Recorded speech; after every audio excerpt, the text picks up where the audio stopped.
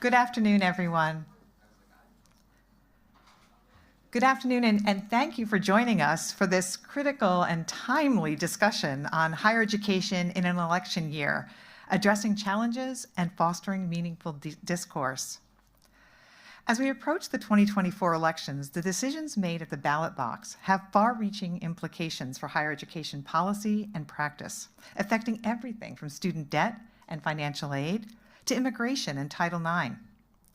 Our panel today will dive into the key topics shaping the future of higher education, including the influence of both presidential and congressional policy, institutional leadership, the contrast in higher ed policy between the Trump and Harris campaigns, and the role of higher education leaders in navigating these challenges.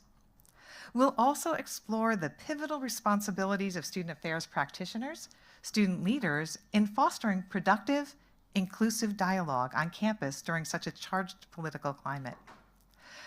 With higher education at a crossroads, today's conversation will provide insight into how we as educators, administrators, and advocates can better support our students and institutions through this election year and beyond. Our distinguished panelists will bring a wealth of expertise in policy analysis, leadership in higher education, and student advocacy. They will each be introducing themselves before their presentation, and this will be followed by some moderated and open questions. Please join me in welcoming our panelists as we begin the vital discussion, and let's begin with Dr. Natow.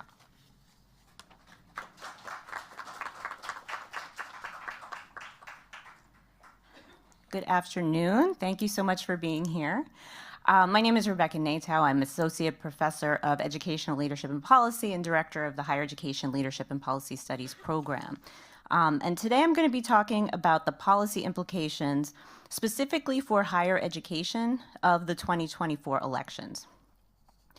So as you all no doubt know, we've got a presidential election happening right now, and there's a lot of policy contrast between the two candidates with regard to higher education and a lot of other things. But I'll be talking about that policy contrast in just a few moments. But first, I want to spend some time talking about the policy context of this election and of the aftermath of the election, because that is crucial to understand. The policy context essentially determines not only how the next president is going to go about introducing new policies, but also the likelihood that the president will have their policy agenda actually enacted or implemented. And part of that policy context is that there's other elections happening this year as well. The Congress is having elections. The entire House of Representatives is up for election. About a third of the Senate seats are up for election. Like the presidential election, the congressional elections are going to be close. Now, that doesn't mean that every single congressional election is going to be a close one, although here on Long Island, we might have some close ones. But what I mean by that is party control of Congress is going to be close, and it really could go either way. You could have one or both houses controlled by either one of the parties. So that's going to be important for reasons I'm going to get into in just a minute. And also in an indirect way, we are also selecting future members of the federal judiciary. The president nominates federal judges and Supreme Court justices. The Senate approves them. So even though you won't see any judges, federal judges or justices on your ballot in November, in a way they are on the ballot, given how consequential the federal courts have been recently. That's a very important context and consideration for this election. So I have conducted extensive research on the federal government's role in higher education. You see here the cover of my book, Re-examining the Federal Role in Higher Education, Politics and Policy Making in the Post-Secondary Sector. And much of my book explains the federal structure and the context, the policy context I'm going to talk about in more detail in just a few moments, for understanding how higher education policy is made, how it's implemented, and why we have the federal policies that we have. And there are a lot of them. The policies include, perhaps most importantly, federal student financial aid programs, and that includes all of the federal student loan programs, the Pell Grants, federal work-study programs. The reason I say that could be the most important is because when institutions receive that funding, that is how the federal government gets authority to impose a good number of regulations on them. A lot of these regulations come from the authority that the federal government has to attach conditions to the receipt of federal funding. So that makes those federal programs extremely important for higher ed. There's also non-discrimination laws like the Civil Rights Act, Title IX, the Americans with Disabilities Act, and others. Student success programs, such as the TRIO programs, which include Upward Bound and the McNair Scholars Program. Accountability policies, such as the Gainful Employment Rule, which applies mostly to for-profit education providers and some nonprofit and public career-focused programs. It basically is reporting requirements and also some accountability for student outcomes. There's recognition of accrediting agencies by the U.S. Department of Education. Appropriations funding for historically Black colleges and universities, HBCUs, and Hispanic serving institutions, HSIs. And funding for university-based research and development. All of these are extremely important, and that's not even an exhaustive list. So the federal government's role in higher education is very large. So what powers does the president have when making policy? One of them, and perhaps the most important one, is executive action. And so when people hear executive action, they often think of executive orders, which are sort of unilateral actions that the president can take, but that's not the only kind of executive action. Presidents also often act through their executive branch agencies, such as the U.S. Department of Education, because it's the president who gets to appoint the leadership, the political leadership of those agencies, and a lot of what happens in the U.S. Department of Education and other executive branch agencies strongly reflects the president's position on a lot of policies. There's also the presidential bully pulpit. This was a term that was coined by President Theodore Roosevelt a long time ago to refer to the fact that when the president speaks, draws attention to something, prioritizes something, that can have an effect. And we saw that in higher education, for example, when President Obama drew attention to tuition-free community college, something that then Vice President Biden really picked up and ran with, first as vice president drawing attention to it, and then as president introducing some legislation that would have made community college free. Hasn't happened yet, hasn't become policy yet, but we do see a lot more talk about it, and we do see some state-level policies on tuition-free community college. So that's something that, another power that the president has, just drawing attention to something. Legislation. The president doesn't actually introduce or write legislation, but the president can propose legislation and also obviously sign or veto legislation that gets passed by Congress. And the president's budget proposal is a very important policy proposal on the part of the president. It happens every year. For higher education, as I mentioned, the funding is so important. So what the president does with that budget proposal, with higher education in the budget proposal, becomes an important policy statement. So even though you can see from what I've just discussed, the president can't do a lot of this stuff alone. The president needs Congress, for example, to pass legislation. The president needs the Department of Education and all those administrative processes in order to get that agenda passed at the executive level. But again, the president does have some power here. The president can obviously set policy agendas, prioritize things, draw attention to matters, and again, appoint that leadership in the executive branch to get that agenda through the Department of Education and similar departments. So Congress does the legislating, right? Congress is the one that will pass the bills, and that includes the budget bill, which has to be passed every year. We'll see what happens with the impending government shutdown. But that's a big one, again, for higher ed because of the appropriations that come through the budgeting process. But legislating hasn't really been happening a lot in the higher ed level, not meaningful higher education anyway. That's not the only power that Congress has. Congress also has oversight power. So, for example, the congressional hearings. That's a form of the congressional bully pulpit, drawing attention to an issue. And we saw this past year how that can have a profound effect. There has not been a Higher Education Act reauthorization since 2008, and some research that I've done on higher education bill success in Congress has indicated that absent a very compelling reason, it's really hard for Congress to agree enough to get higher education legislation through. By a compelling reason, I mean some urgent need. There was the CARES Act during the COVID crisis that absolutely had to happen. The Future Act in 2019, when funding was about to lapse for HBCUs and those institutions' operations were going to be affected, that prompted some congressional action. But when there isn't an urgent need, it's been very hard to get meaningful higher education legislation through Congress, even when there's bipartisan support. And part of the reason for that, again, part of this policy context, is that higher education has become part of the culture wars. And with the country so divided and Congress so divided, it's really hard to get sufficient agreement to break a filibuster, which is a legislative rule that means that you need to have 60 senators agree to move a bill forward, to end debate and move a bill forward. With Congress as divided as it is, with higher education becoming such a partisan issue now, it's nearly impossible to get that kind of an agreement to move bills forward. So that's why you're seeing some deadlock in Congress. That's why we don't see the Higher Education Act reauthorization happening on time. But party control of each chamber is important.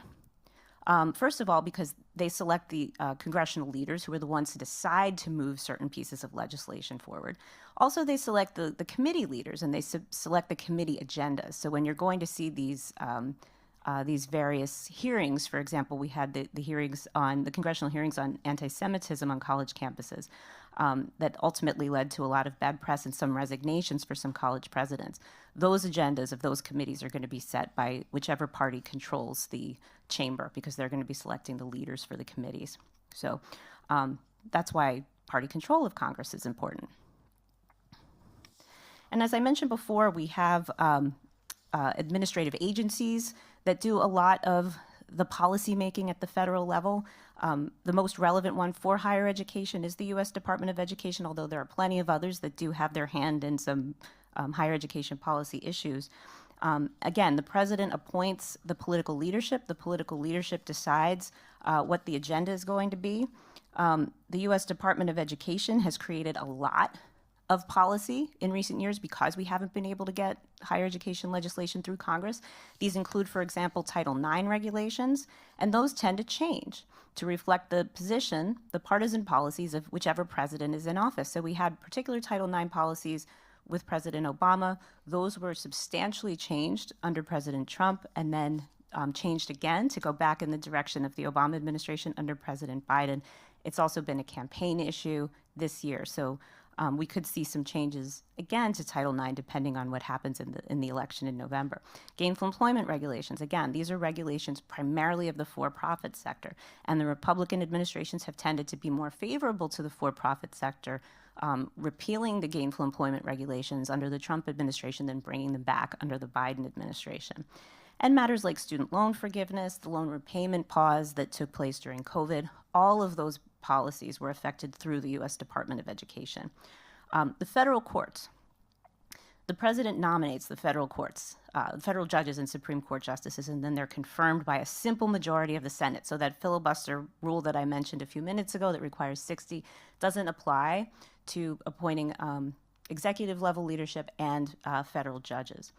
In recent years, I would argue always, but in recent years, the federal judiciary has proven to be extremely influential in higher education and other policy areas. So just with regard to higher education, just in the past few years, we saw Students for Fair Admission versus Harvard, which ruled that race-conscious college admissions policies were unconstitutional and a violation of the Civil Rights Act.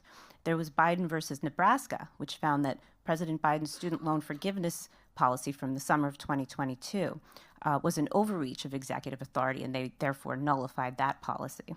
Just this past summer in Loper-Bright versus Raimondo, that was a decision that overruled the longstanding Chevron doctrine, which had required courts to defer to agency interpretations of statutes as long as those interpretations were considered reasonable based on a recognition that the people who work in those positions in the federal agencies have expertise.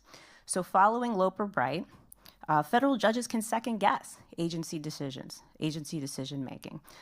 Experts believe that this decision is going to be a challenge for the U.S. Department of Education issuing major education regulations going forward, and could open up those regulations to even more injunctions and lawsuits and judicial nullifications than we've seen in the past. And it's not just the Supreme Court that gives the federal judiciary an influence over higher ed. Several lower federal courts this year have put injunctions on regulations, such as the Biden administration's Title IX rules, citing Loper-Bright and other Supreme Court cases that are sort of reining in the use of executive action. So the federal judiciary, very influential over higher education, and that's going to be influenced by the next president and whichever party controls the Senate. So back to the presidential candidates. I had mentioned that there's a lot of policy contrast between the two candidates, Vice President Kamala Harris has supported tuition-free and debt-free college policies, including the tuition-free policies that President Biden has supported. She's also supported President Biden's policies on student loan forgiveness. As Attorney General in California, Vice President Harris was part of the effort that ultimately led to the closure of a major for-profit higher education chain. And she's been an outspoken critic of for-profit colleges. She's likely to continue the Biden administration's gainful employment rule and other accountability policies for for-profit and career-focused higher education. She'll also likely continue with the Biden administration's Title IX policies, which includes keeping protections for transgender students under the purview of Title IX. That had been something that was not the case under the Trump administration. Experts say that Vice President Harris is also likely to move forward with rules relating to transgender athletes, which the Biden administration has delayed releasing. Vice President Harris has also supported funding for teacher education programs at HBCUs to diversify the teacher workforce. Former President Trump and many other Republicans oppose tuition-free college and student loan forgiveness. Trump has said that he wants to fire accreditors that he considers, and this is a quote, radical left. So accreditors don't actually work for the federal government, so he can't fire them.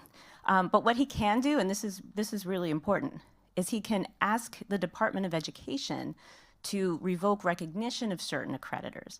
And the reason that that's important is because only institutions that are accredited by recognized accreditors that have that recognition from the US Department of Education, can receive federal student financial aid, which institutions and students are heavily dependent on.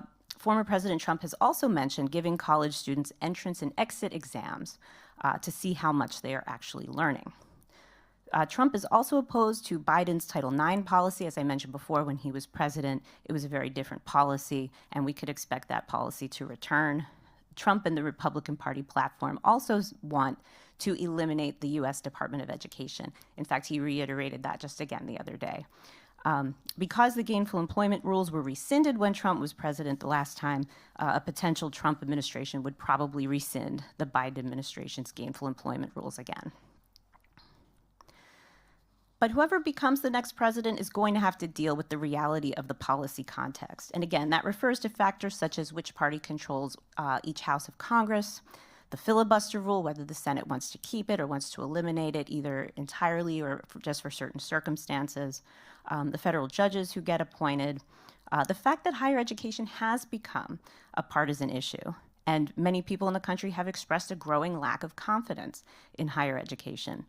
And decisions such as Loper-Bright, which again allows federal judges and their law clerks to second guess the expertise in federal agencies such as the Department of Education, that could very likely slow or even halt regulatory policymaking, which right now is the main way that presidents get their higher education policy agenda through because of all the gridlock in Congress. So this is going to have enormous implications for the next president.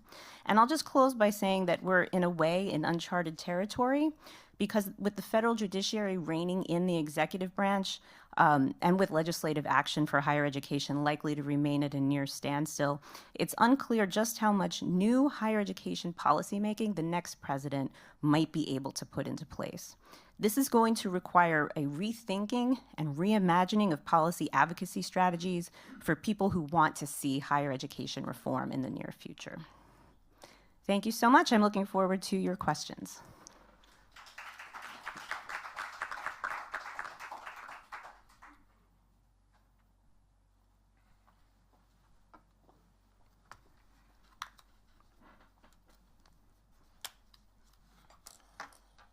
As usual, Rebecca, very, very informative and very helpful as a lead into my comments, because how is a college president or leaders at all levels in colleges going to deal with these issues?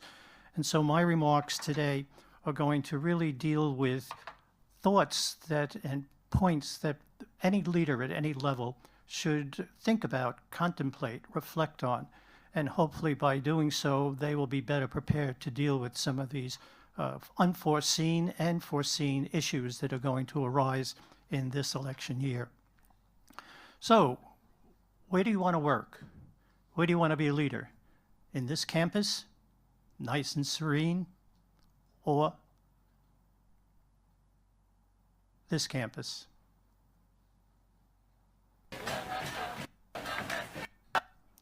So, the Chronicle of Higher Education, in a June 21st, 2024 article, spoke about the impossible college presidency, but I think that you could apply everything that was said in that article to any level of leadership in a college or a university. I think what the institutions are going to face is greater intrusion by the federal and state legislators, as we have seen already having taken place. So as we look at the article, two things jump out at us. The fact that higher education has been scapegoated, and the other thing is that the discourse that takes place within the higher education community and external to the higher education community has become coarsened, and it is not really an engagement that really is productive in many ways. It seems accusatory more than helpful. And so how does a college president deal with that? Well, effectively, some do and some don't. And these are some of the three college presidents that faced a legislative review and, as a result, are no longer college presidents. The college president and the leadership in colleges and universities are dealing with a myriad of everyday activities, and they must cope with concerns, lack of resource, perhaps changing technologies, AI, any number of things. And they have to look at that in the context of really trying to deal with these issues, just the normal everyday issues. I always felt, as the president at a community college, NCC, that I was on a tightrope and I was walking that tightrope.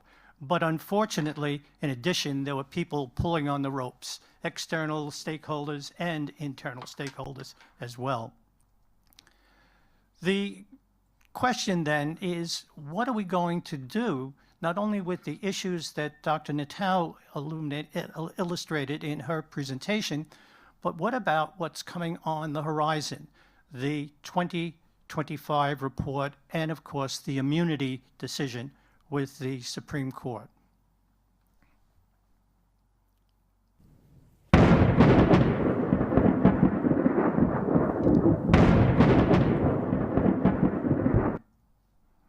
So, what's it to be? How will you cope with that? It's not only going to be strong political winds, but I think it's going to be political tornadoes that we are going to be facing as leaders at all levels. And so in order to cope with that, my thoughts are we have to be prepared as leaders. And so my comments today are nothing more than a series of reflections on what good leadership might be. I'll touch on three central points.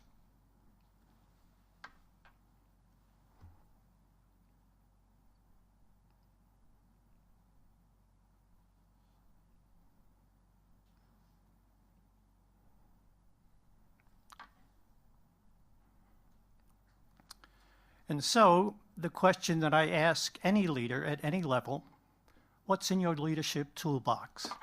And that's what I'm going to explore. Unfortunately, some leaders don't have an extensive toolbox. And so if it's only one leadership style, they're going to deal with every issue using that style, and it will not, in many cases, be effective. So you will need an array of leadership tools in your toolbox. So let's take a look at those.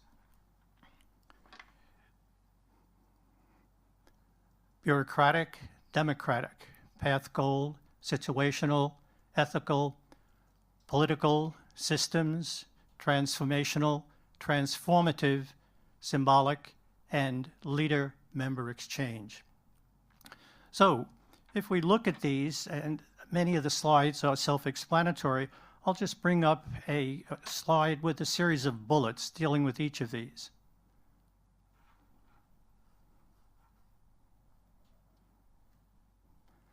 So when we're looking at bureaucratic leadership, it's really very top-down. It's really a leadership style that works well in government, and that's why government feels that they can impose their views on higher education, among other things. And it's really leaves no room for creativity. It's really very much a restricted, bound type of leadership.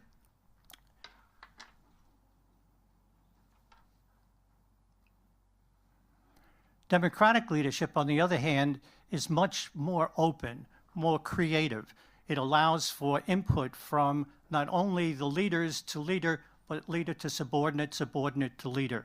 So the democratic leadership seems to me to be one that you would want to consider as together college communities face the issues that were identified by Dr. Natal. Path goal leadership is kind of an unknown leadership style for some, but what you really do is you identify a goal and you then, as a leader, demonstrate a path toward that goal. And in doing so, you promise the support that will be necessary, the resources that will be necessary to reach that goal, to attain that goal. So it's very much a leader who helps guide the team to an endpoint.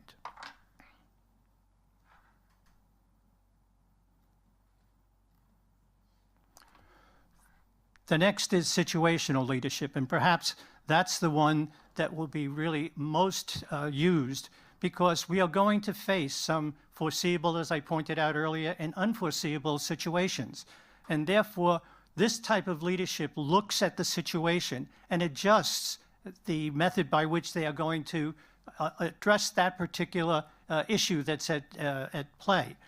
One of the concerns about this leadership is that it really is a moving leadership, because in the environment that we have heard described by Dr. Natal, we're not sure what will happen. A lot will depend, of course, upon the outcome of the election. And depending upon who's elected, we may see some change, and then we may see huge change. And of course, that will require situational changes, situational leadership.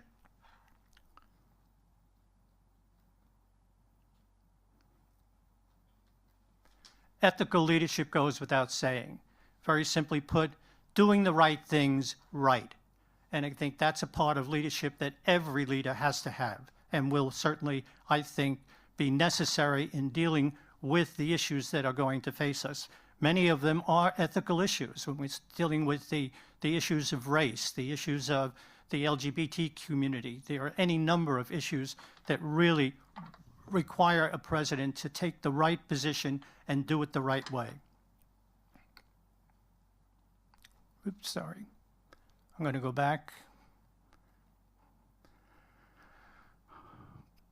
Political. When we think of political, we immediately think of Machiavelli.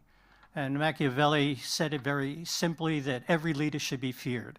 Not a type of leadership that I would suggest any leader at any level practice.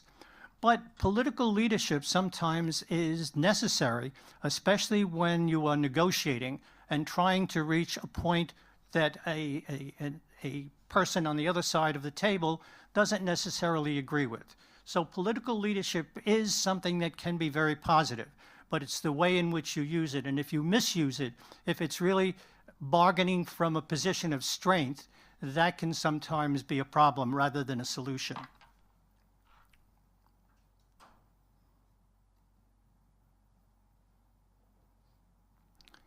Systems, oops, sorry, we'll go back.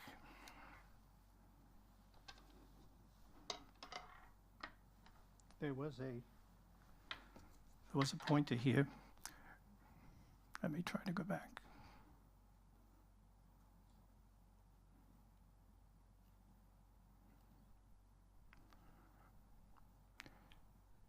Systems leadership is one that really is in many ways something that requires you to develop a trust with the team that you are leading. It requires that you understand the emotions of others. It requires that you take active interest in others. And I think this is going to be important, because it's not only leaders that are going to be concerned about what's happening in the field of higher education. it's going to be the teachers, it's going to be the staff, it's going to be the students. And all of that really requires an understanding of the feelings, the emotions of all of these as we try to work through some of the concerns and issues that we will face.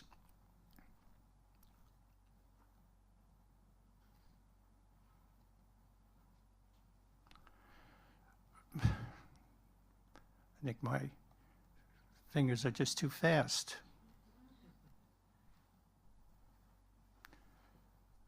Most people, when they assume a presidency for the first time, want to be a transformational leader. That's the word that probably is most used when you try to identify leadership styles. And transformational leaders are indeed great if they do it the correct way. You cannot come in and be a transformational leader using a bulldozer. You have to come in with a fine stroke. You have to come in understanding the university, understanding your position, if it's a new position in an office or a unit, and then understand who the players are. And with the players, the we is important in transformational leadership. We can move the issue to a successful conclusion. So transformational leaders really are great leaders, and they're the ones that we tend to recognize and remember. But we also, in my opinion, recognize failures because of people who came in trying to be a transformational leader and didn't really understand how to do that or how to accomplish that end.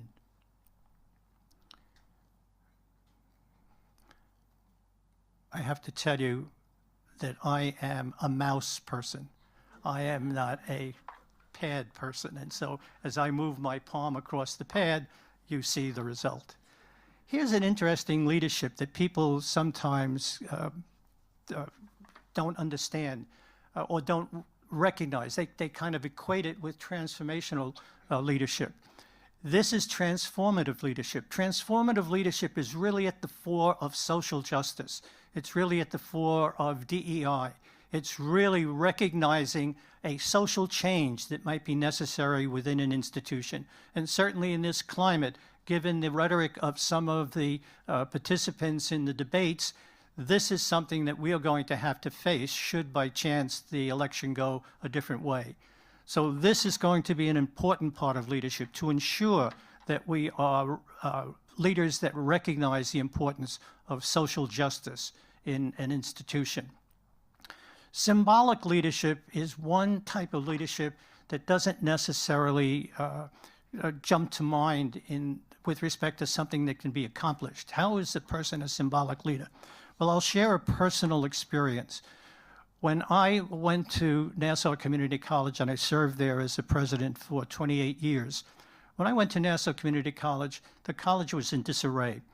The president had been indicted. He was forced to resign. But in the college community, half of the people felt that he was abused. Half of the people felt that's exactly what should have happened. So I came to a dysfunctional college. And so in my inaugural address to the college community, I indicated to them that I had a vision. And I wanted them to very much be a part of that vision. And the way they were going to become a part of the vision was to get on the northbound train. The northbound train is going to go straight to the goal that we have, to the vision that we want to collectively accomplish. And I spoke to that frequently in my addresses to the faculty. It was a mantra that I used over and over and over again for several months, until I found that there was buy-in and people started to come together. I was able to coalesce the campus to move toward those the shared vision that I had shared with them. And the college changed from a dysfunctional college to what I'm proud to say was a nationally recognized community college. So symbolic leadership has a role to play. And since we are talking about some symbolisms, can anybody tell me where Kate and Willie might be? I'm concerned, very concerned. So, oops, I really jumped this time.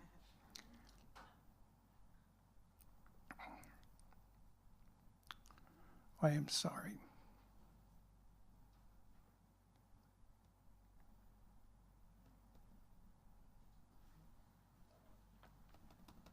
Going the wrong way. Okay, I'm not going to spend time dealing with path gold, or rather, not path goal, but leader-member exchange. Let's just say it's important for college and university and unit leaders not to be myopic, to be able to look at things through multiple lenses, to use multiple leadership styles, and as I pointed out, multiple competencies.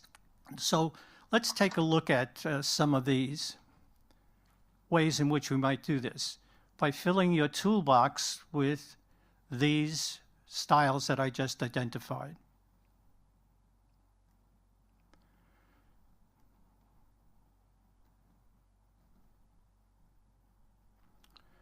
So leading in times of change, really, they have to be able to do a number of different things. Leaders have to be able to understand what we're actually facing, what the issues actually are. They have to provide a comprehensive vision of how they feel it might be dealt with, but they have to involve others in that process. And they have to look at what the outcomes might be. You have to lay out the strategies and what the effects, the possible effects might be of their actions. And finally, I think it's very important that any leader, whatever level they're at, they have to inform their stakeholders of the outcomes that are being trying to be achieved. Some of the competencies that I feel are important. Certainly be proactive rather than reactive. Be both a manager and a leader. There's a role for both. Open and authentic, certainly data-driven, and remember, leadership is a team enterprise. It's not you alone accomplishing everything.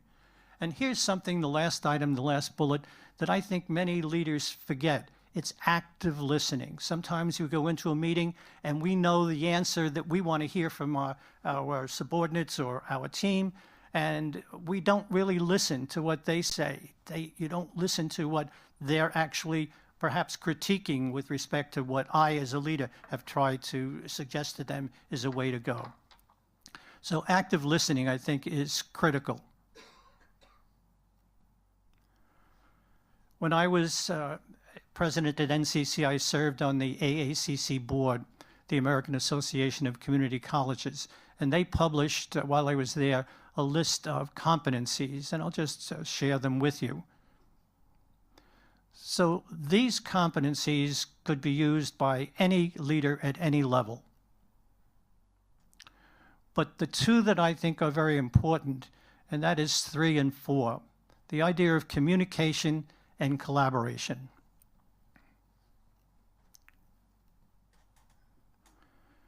So, what is the worst thing that a president or a leader can not do or fail to do?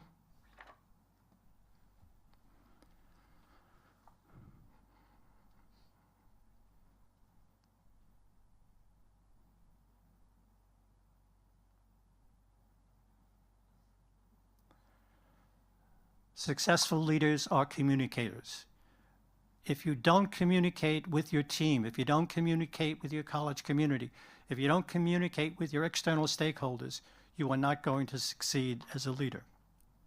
So let's look at this guy and his painting skills. I liked what he did there.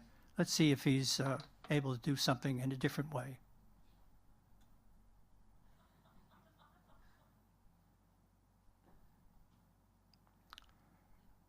Quite a talented assistant that I have here.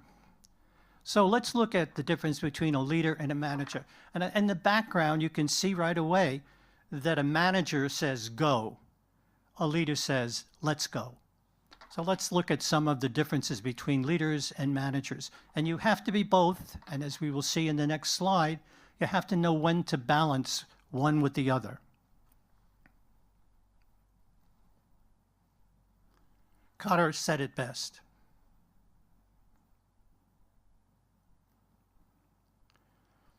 Have you ever had this experience?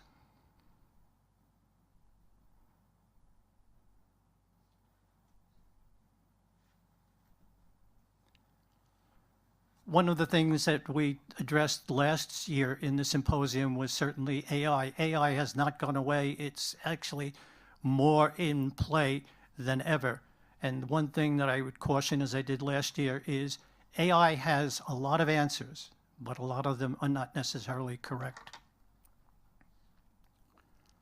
So, if you utilize multiple leadership styles and competencies, I think that you will be better prepared as a leader to deal with those issues that we just talked about. Some of our leaders that we saw were victims of political scapegoating are not with us. Perhaps they would not have been, they may not have resigned had they followed some of the comments that I made, but I'm sure each one of them did. But scapegoating is an issue. So I guess I want to close by asking, what is it that you want? This or this? Thank you.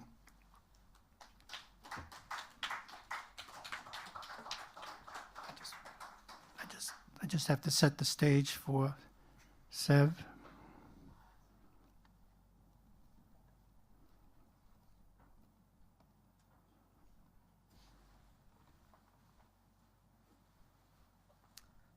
Thank you, Dr. Finelli. For those of you that don't know me, my name is Severino Randazzo. I'm the Executive Director of Student Leadership and Engagement. And 2 tough acts to follow. I'm going to start by saying I do not have any animation, so I apologize in advance. I was always really jealous in class to see that Dr. Finelli knows how to do all those fun things in PowerPoint. But I'm also a student in the Educational Policy Leadership doctoral program, so I've had the pleasure of being in class with my 2 panelists, well, all 3 of my panelists. But today I'm here just to talk a little bit about the role of student affairs practitioners and student leaders, but also just higher education administrators in general during an election year. So I just wanted to start by saying student affairs practitioners, they do play an instrumental or crucial role to the campus community in general. Mainly in election years, they focus on student engagement, increased civic responsibility, and ensuring that there's a supportive campus community. My next slide really highlights a little bit more about some of those roles. And while you might look at these and say, these are really their roles all the time, that's one of the reasons why I wanted to highlight this. During an election year, sometimes there's some additional other duties as assigned, but for the most part, student affairs practitioners really are here to foster dialogue and civil discourse, support student activism, ensure mental health resources are available on college campuses, monitor the campus climate and work with other individuals to figure out if there are issues that we need to address, collaborate with faculty members here on campus and off campus, provide information on university policies and procedures, not just to our students, but to our fellow colleagues as well.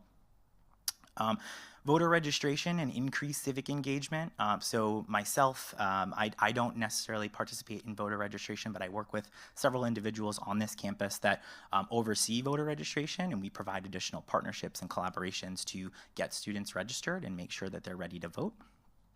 I just want to highlight as well, providing inclusive spaces, and one of the more important responsibilities of practitioners during an election year is remaining bipartisan, making sure that we are creating inclusive spaces so that all students feel like their voices are heard.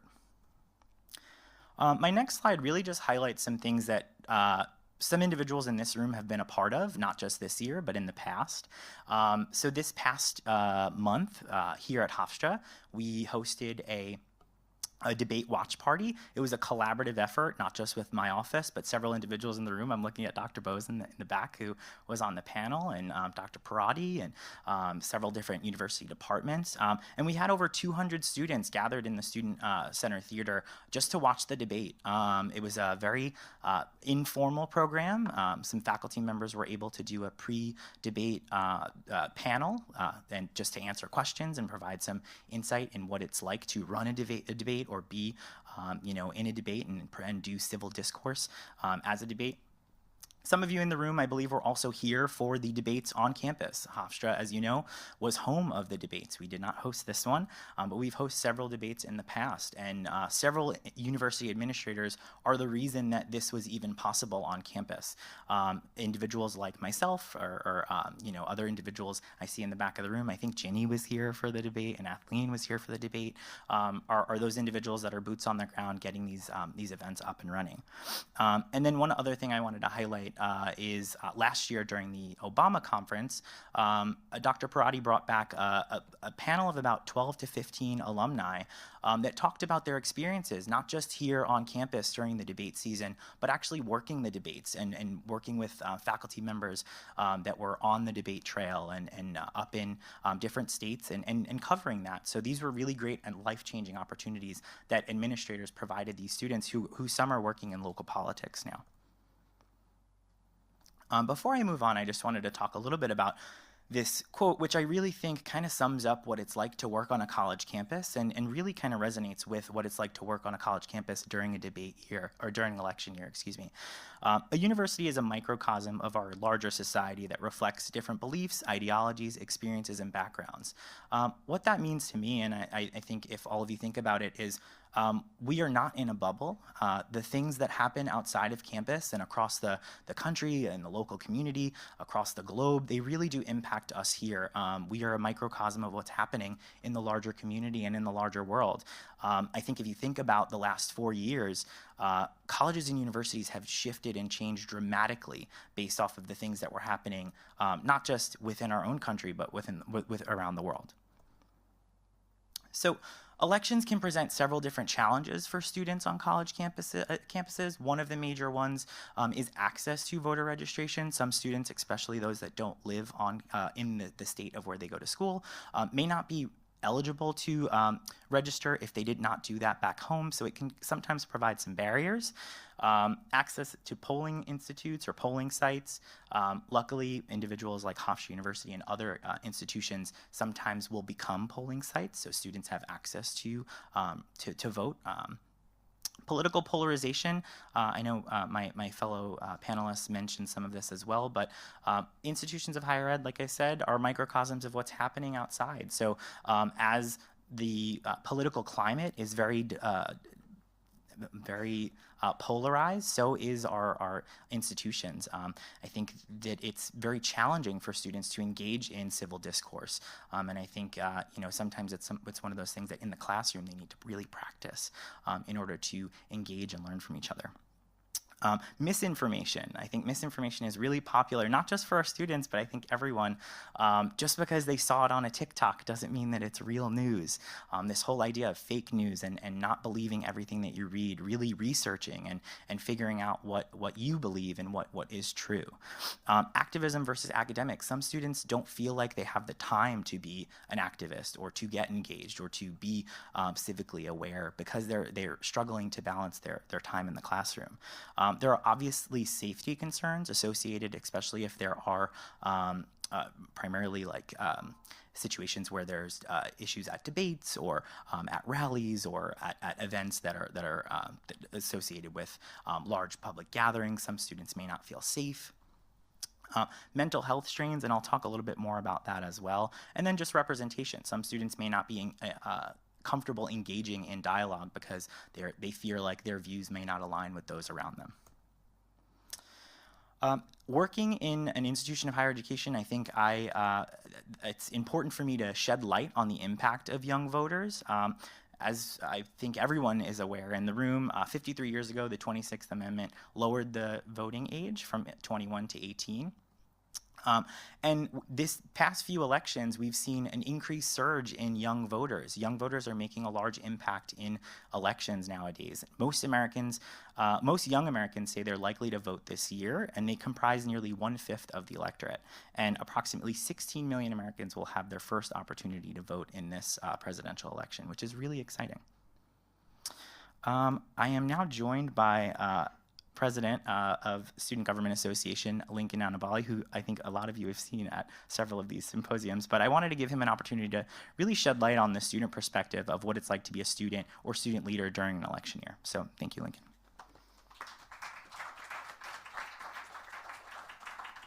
Hello. Thank you, everyone.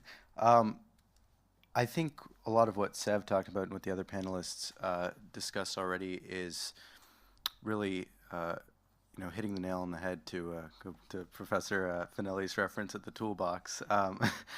But I think during an election year, being a student leader and leading a student government association is quite challenging, especially when you have such a large, politically diverse student body that you are representing. And there are a lot of different roles that come with this. And I really started thinking about this last year when topics were tense over the conflict in Gaza. And reflecting now as we enter an election year, as we're in the midst of an election, how the student government should position ourselves with the student body, with the administration dealing with electoral issues and dealing with civic engagement, and also dealing with the wider political context that we exist in on and off campus. So those are the three frames that I tend to think about these things and that I bring to my team to discuss how we want to approach certain topics or issues. So the three things that I tend to think about, or how we have prioritized this in Student Government Association to answer these three different positionings, is we want to use our voice to advocate for certain issues on a broader level beyond Hofstra. So one of the things that we worked on last year was advocating for the Student Suicide Prevention Act, which was a broad coalition of New York universities advocating for legislation in Albany to increase mental health services required by law for both public, private universities from the K through 12 level all the way up through higher education. So that was an issue that we passed a resolution for in our student government that we worked very hard to lobby for in Albany with 50 other schools across the state, which is a nonpartisan issue. There was no political force that was against us in Albany. There was no party division that we could draw here, and there were no students that were actively opposed to us, or no faculty, I should say, either. So it was fairly across the board. This is an issue that is important to us, that is non-controversial, but of course there are other challenges that got into the way of that passing in Albany. And the second thing that I think about when we're talking about this in student government is we want to remain a resource for students.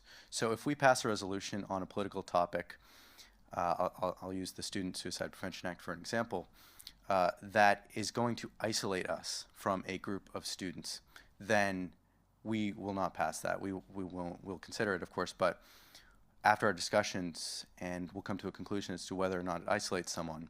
And we have a great group that's very diverse and very representative of the student body. So if someone in our team feels isolated from what we're going to pass, then someone in the student body will feel that way, and a significant portion of the student body will feel that way. So after discussing all of this regarding mental health services, we came to the conclusion that this was something that we can pass, that is representative of the views of the student body, and we feel is important and won't isolate someone who will want to turn to us. And then the third thing is to just generally support civic engagement to ensure that our students are prepared for civic engagement post-graduation. Because a lot of people say we want our students to be ready for the real world, but as Sev's presentation pointed out, almost all of our students can vote in this upcoming election if they're over 18. So that is the real world. You are voting in this election. This is an important election. All elections are important. And we want to ensure that students are in the habit and are fully informed, just as we would want to in our own communities outside of Hofstra. We want our neighbors to be informed about who they're voting for. We want them to be informed on political issues. So reflecting on that in our own Hofstra space, taking these three ideas and concepts and factors that we consider, we take a lot of time to discuss these things and to ensure that we're positioning ourselves to continue to be a resource. And if any one of these boxes doesn't get checked off, or if one is jeopardized over the other, then it's not something that is worth passing for us, because we want to ensure that if a student in any group feels a certain way about an issue, or they feel like they're being disrespected by Hofstra administration or by faculty members, then they can turn to us and that we can report and advocate for them on that issue. So that's really what it comes down to, is ensuring that we can remain a place where students can turn to be a resource, and ensuring that we're also using our voice on issues that a vast majority of students care about.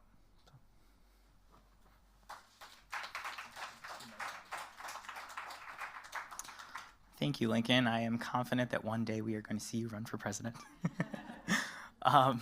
I think this is really timely. For those of you that don't know, NASPA is National Student Affairs Professional Association for Higher Education Administration professionals. And this past year, they did an inaugural study of senior leaders in student affairs, and they actually just published it a few weeks ago. And it's about top issues in student affairs right now this year. And when I received this report, I said, oh, what a perfect time to talk about this during their presidential symposium.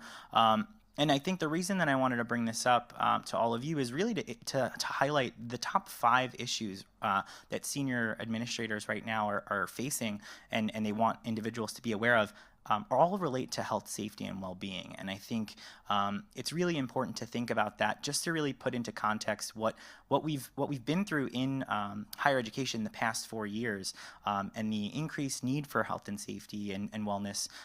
Just at the State of the University, President Poser talked about how we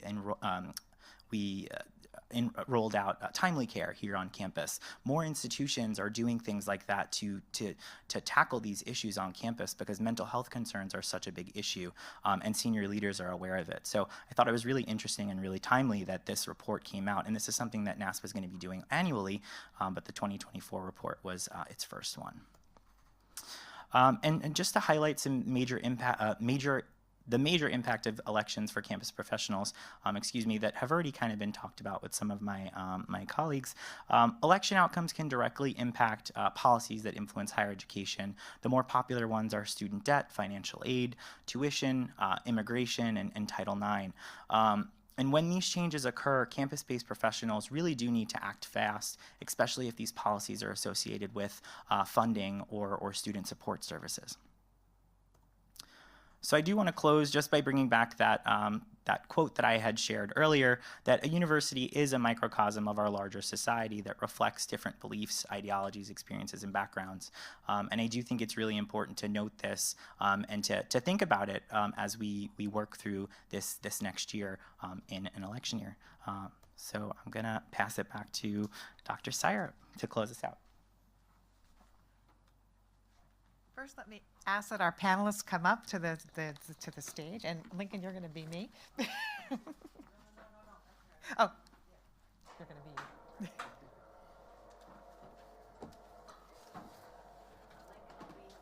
Okay.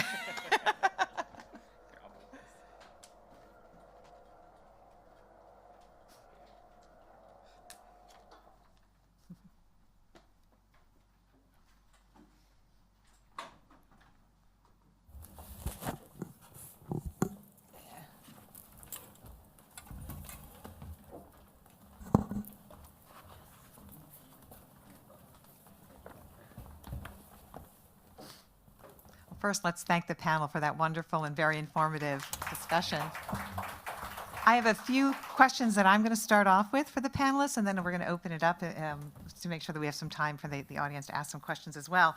The first one is actually for Dr. Natow. You mentioned about the different policy positions of the presidential candidates.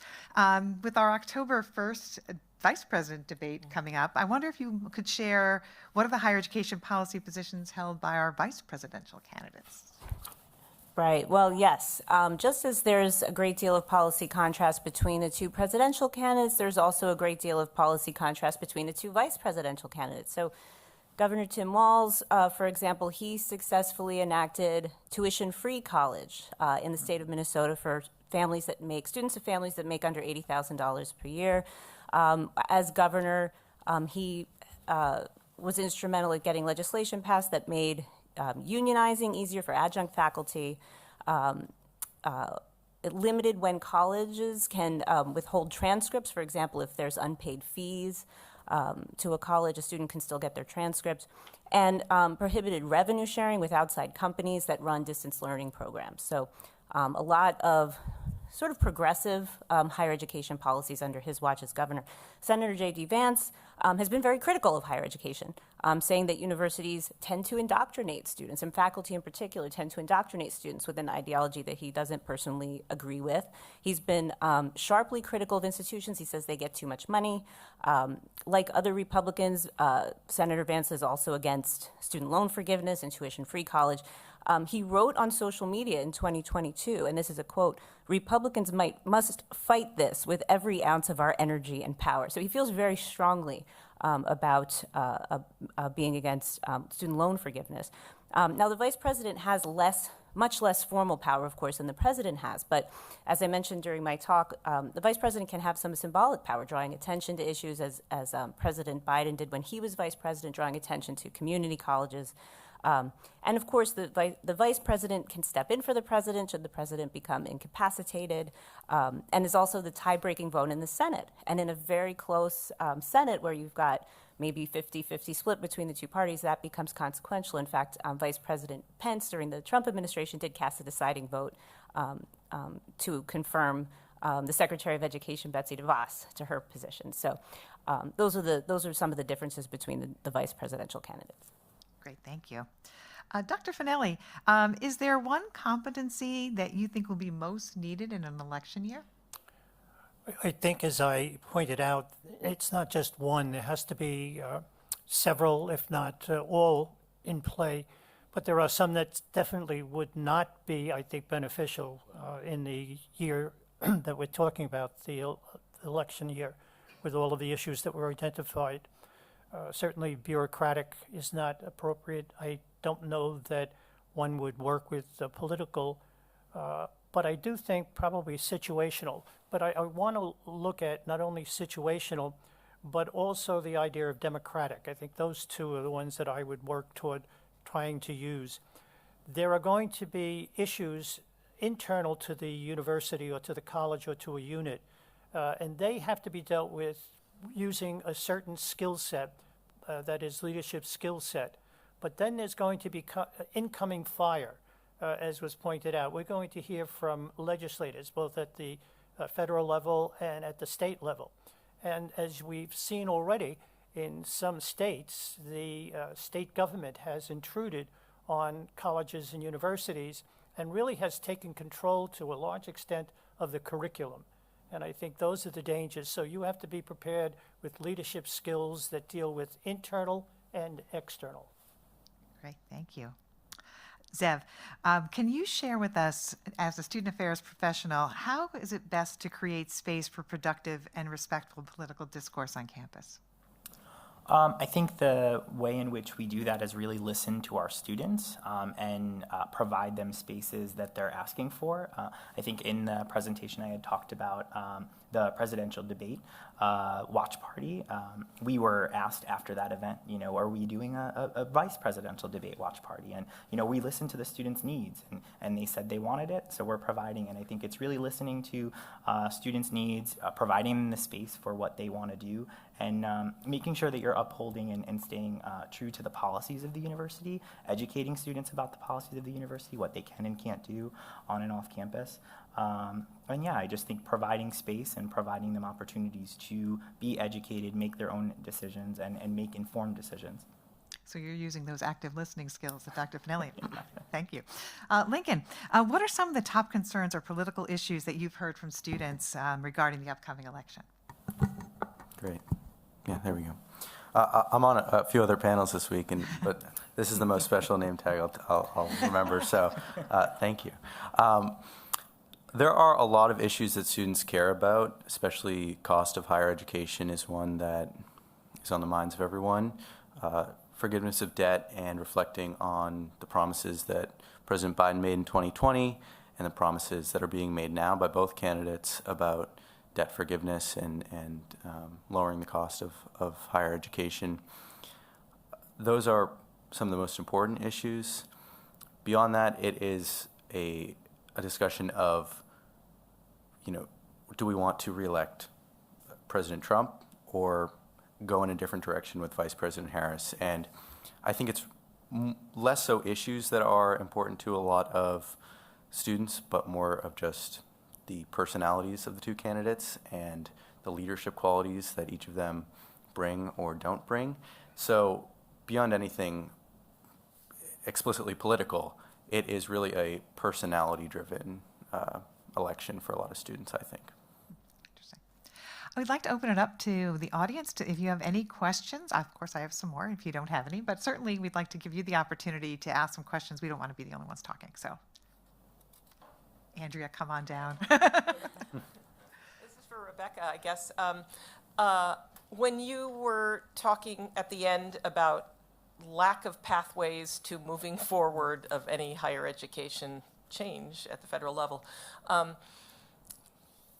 given Chevron and given Congress, I guess my two-part question would be, do organizations in higher education, like national organizations, have any position on the filibuster? And secondly, you alluded to we need to find other pathways. So I'm wondering if you have ideas about what those other pathways might be. Well, thank you for that question, Andrea. And I'll start with the second one first because I was just explaining to Provost Reardon that my next area for research is going to be how are advocates for higher education responding to the new environment where you can't necessarily move things through Congress. You can't now expect to have a lot of traction in the executive branch after the Loper-Bright decision, post-Chevron, right? So what are the advocates going to do going forward? I think it's an open question. If you look at sort of the political science literature and even the higher education policy literature, you see that advocacy groups change their strategies to adjust to evolving context. But I feel like this context is a brand new one, and so we don't know where they're going to go. And I'm very interested in finding out. So stay tuned. Give me a chance to do the research. Your first question, I think, is a really interesting one because I did do some research a couple of years ago on higher education bill success in Congress, and I actually asked advocates, what is it that makes some bills successful and some unsuccessful, even those that have bipartisan support, like the College Transparency Act, introduced in every Congress, has bipartisan support every time, doesn't gain any traction, right? And several of them mentioned the filibuster as an issue. But none of them had gone so far as to say that they're in favor of reforming the filibuster. So I do think it sort of remains to be seen how little policymaking we're going to see going forward in the near future, and at what point do advocates start actively advocating for filibuster reform, which is something, by the way, that Vice President Harris just mentioned yesterday with regard to legislation that I think would codify Roe versus Wade or something along those lines. At what point do we see broader calls for filibuster reform? So again, stay tuned.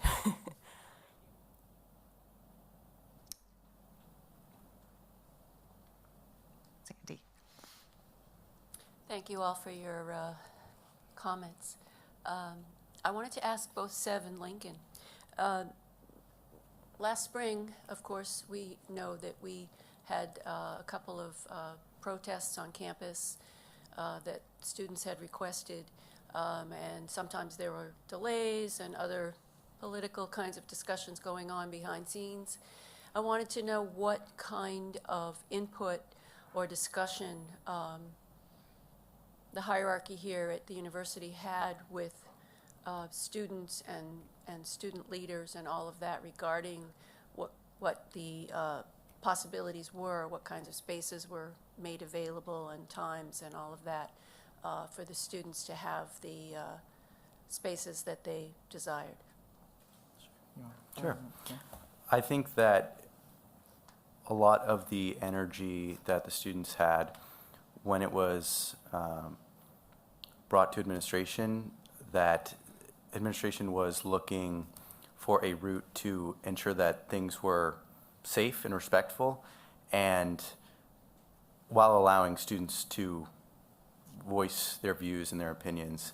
And I think there wasn't, I never got a message from top down, from SEV or from any administration as to a certain route students should take beyond what the policy was.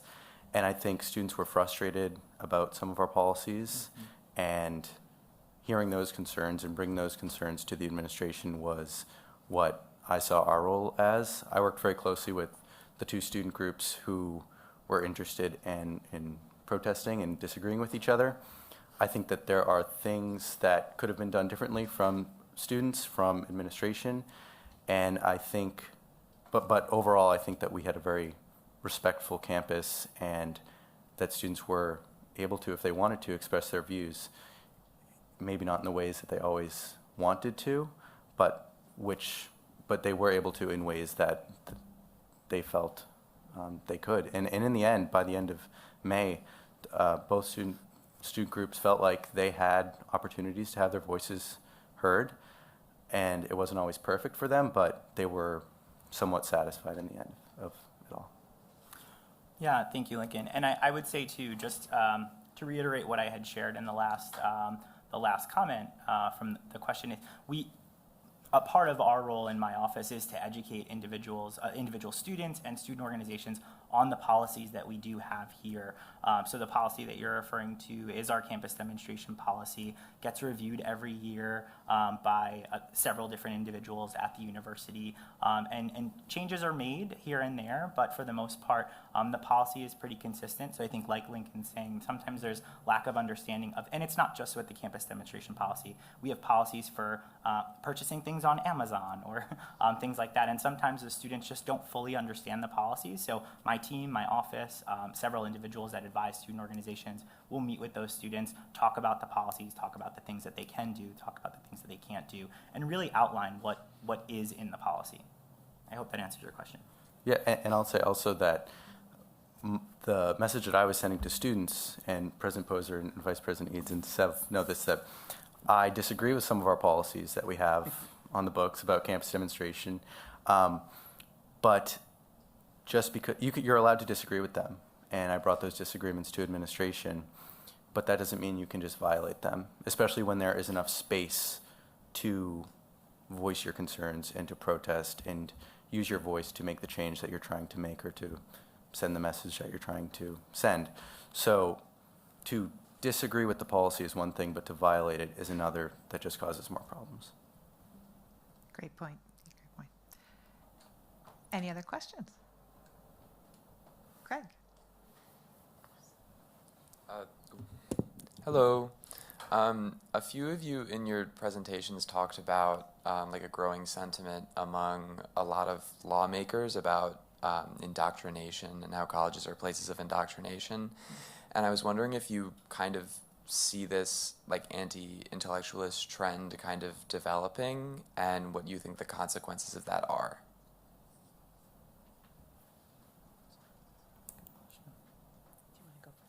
I think we have seen it develop in states such as Florida, and I think that's when I talked about the need for leaders to really defend against intrusions into higher education. The institutions that are most, I guess, in jeopardy are public institutions. Private institutions have more leeway to do what they want to do, but when a public institution is dictated by constitutional law and a state changes the law, then that college has to abide by that law. So I do think that it's going to come down to, and I don't want to get into political discussion, but red and blue states, where a red state seems, at least from experience, tries to take control. But I want to even go further. It always impressed me that when a dictator took over, one of the first things they did in many instances was take over the university. And that's where indoctrination then took place.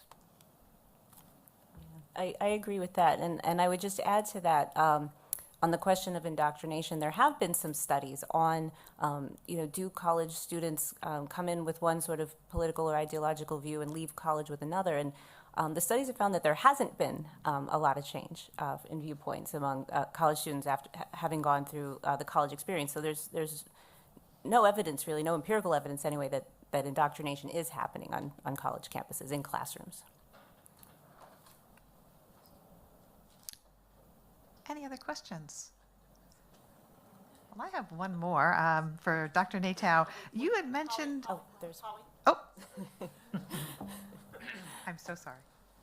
Hello, thank you for your presentations. Dr. Natou and Dr. Finelli, you both laid out some actions and ideas that administration should have while dealing with these crises. What are some that you feel like might be missing in current administrations? Not necessarily here at Hofstra, but just nationwide.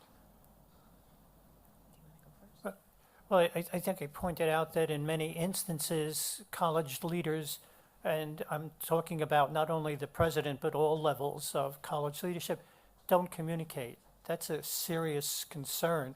And if you're not communicating, then it's really very much bureaucratic, top down. And so I think the concept of democratic leadership is the one that I think would oppose that kind of view. It would benefit people to be a democratic leader rather than a bureaucratic leader. Yeah, I agree with that. I think communication is just so very important. Another area is policy advocacy. There was a time, and I think it was in the 90s, or before the 90s, I should say, when higher education tried to very much to stay out of politics. And then 1994 happened, and there was a Republican takeover of Congress and a lot of scrutiny of funding for higher education, specifically with regard to student financial aid. And higher education, sort of as an industry, as a collective, said we can't stay neutral anymore. We need to develop some sort of process for lobbying and for advocacy. I mentioned that's probably going to happen again, and I think that that it's just going to be very important for higher education leaders to be involved in those advocacy efforts. And it's a difficult thing to do while trying to remain, as Zev was saying, bipartisan and welcoming of all views. But at the same time, when something as important as federal student financial aid is potentially on the line, that's something that is going to affect students, it's going to affect institutions, it's going to affect the future of higher education and access to higher education. And so it's something that higher education leaders should be involved with regard to advocacy efforts. Any other questions before I ask my last one? I just want to add something, and Dr. Natou is the one that certainly is the expert in this. But what colleges and universities faced when they were first founded with respect to the judiciary, they were considered, colleges were considered in loco parentis, and therefore whatever the college said, they were saying it in place of the parent, and that's what went. And there are lawsuits that support that. But now more recently, the courts are intruding on the higher education community and ruling on different things. There's a case where a person challenged tenure, and the court got into the tenure discussion and decided to award tenure for 2 years. Well, what was that? They had no concept of tenure. So that's an issue that I think Dr. Natou would better speak to than me. Oh yeah, there was an article in the Chronicle of Higher Education a couple of months ago where it said, I think it was the Chronicle, where it said your campus legal counsel is more important than ever, right? And I think that's what Dr. Finelli just said is an illustration of that. Just courts, more lawsuits, more willingness of courts to get involved in what's happening in higher ed, and we'll continue to see that. Okay, now the last question. It's actually for Dr. Natou. You had mentioned that one of Trump's campaign higher education policies is to eliminate the federal Department of Education, the Department of Education. What do you think the likelihood of that happening really is? So this has been a long-standing sort of Republican call to eliminate the Department of Education, basically since it was first developed in 1979, and hasn't so far happened. I think that I'm actually hearing more talk of it now than I have in previous election cycles. Maybe that's because of Project 2025, which also calls for eliminating the Department of Education. I think it's very unlikely to happen because it would take an act of Congress to really eliminate a cabinet-level agency. And as I mentioned during my talk, it's nearly impossible to get Congress to agree to do something like that. They're just not going to have the votes, certainly wouldn't be able to break a filibuster. At the same time, I think the reason that it hasn't been done yet, even though we've had periods of time where we had Republicans in control of the presidency and Congress, is because, again, when you get to appoint the leadership of the Department of Education, you can get policies through at the federal level without having to go through Congress. And so having control over the department, being able to point the political leaders and set the agenda and make those regulations, it really does give you a lot of power over higher education policy. And the only other thing I'd say is, can instead of eliminating the Department of Education, can a future potential Trump administration weaken it? Absolutely. Can weaken the department, strip away its power, maybe give some of those huge federal programs like federal student aid to another department. There was talk about giving it to Treasury in the last Trump administration. I think that would be bureaucratically, logistically a nightmare. Think about all the problems that happened when they tried to simplify the FAFSA, right? So moving something like federal student aid to a completely different agency would be a bureaucratic nightmare. So the short answer to your question is I don't think it's likely, but anything's possible. Great, thank you so much. I hope that from this presentation you understand how important it is, this election is, and how important it is that you get out there and you vote. And I do just want to make a plug to remind everyone that Hofstra is an early voting site, so please remember to vote, no matter if you can do it here or at home or absentee. It's going to affect each of us in many ways, particularly in higher education. So please let me thank our panelists for this wonderful presentation. Thank you all so much. And thank you all for coming. And we're available if you have any questions. You too. Like I said, hard to follow. Good job. Good job. Thanks. As always. Of course, yeah. Thank you. Thank you. Oh yeah, I didn't get a chance to. Yes, yeah. I literally said.